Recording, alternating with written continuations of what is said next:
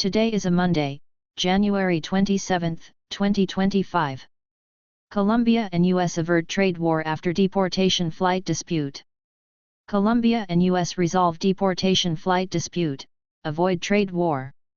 Tensions between the United States and Colombia reached a critical point when Colombian President Gustavo Petro initially barred 2 U.S. military planes carrying deported Colombian nationals from landing. The swift escalation of the dispute threatened a trade war but was ultimately resolved after diplomatic negotiations. The dispute, deportation flights and tariff threats. On Sunday, President Petro announced his decision to deny entry to the U.S. military planes transporting deported Colombian migrants. This unprecedented move came amid concerns over the treatment of deportees during transit and opposition to the use of military aircraft for repatriation. Petro cited human rights concerns, referencing reports of migrants being restrained during flights, which he deemed unacceptable. In response, former U.S. President Donald Trump reacted forcefully.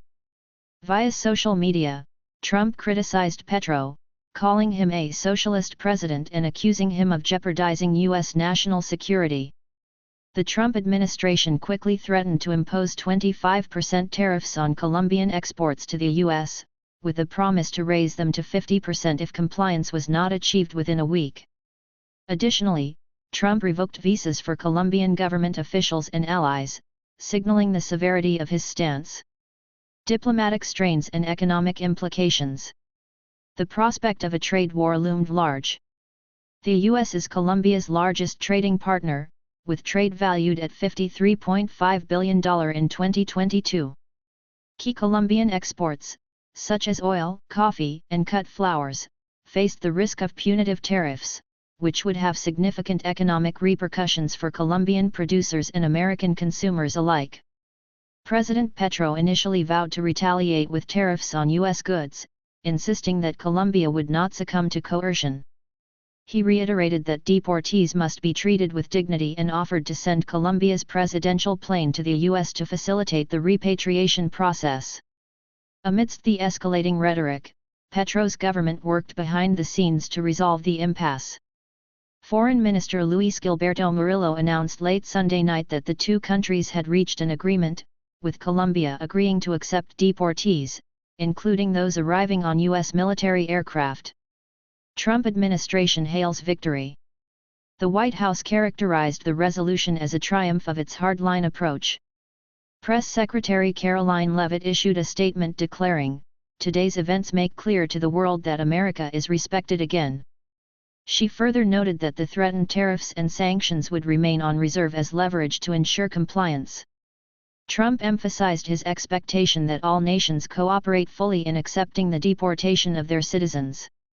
The administration also announced that visa restrictions on Colombian officials would remain until the first repatriation flight successfully landed in Colombia.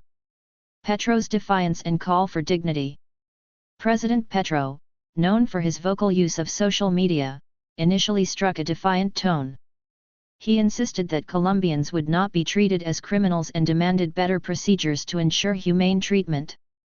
His stance resonated with human rights advocates but also drew criticism for its potential to destabilize a crucial bilateral relationship. Despite the eventual concession, Petro reiterated Colombia's commitment to ensuring dignity for its citizens and maintained his offer to provide state aircraft for deportee transport. Broader implications for US-Colombia relations. The resolution of the dispute has averted a trade war but underscores the fragility of US-Colombia relations under the current administrations. Historically, the two countries have enjoyed a close partnership, particularly in the fight against drug trafficking, with the U.S. providing substantial military aid to Colombia. However, the deportation dispute has exposed underlying tensions, with economic and political stakes higher than ever. While the Trump administration succeeded in enforcing its deportation policy, the episode highlights the challenges of maintaining cooperative international relations amidst hardline stances. Economic and political fallout. Although the immediate crisis has been resolved, the long-term implications remain uncertain.